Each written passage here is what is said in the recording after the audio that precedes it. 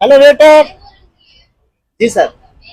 ये की आवाजें क्यों निकाल रहे सर ये हमारी स्पेशल चाय पी रहा है, इसका नाम है स्नीजिंग चाय। जो भी ये पीता है वो आवाजें निकालता है। हैं? इसमें क्या खास बात है, लेके आओ फिर। सर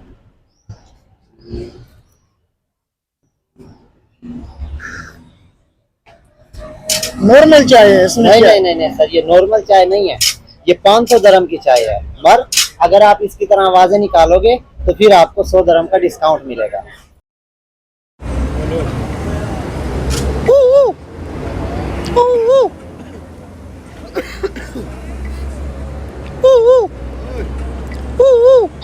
अब देखो।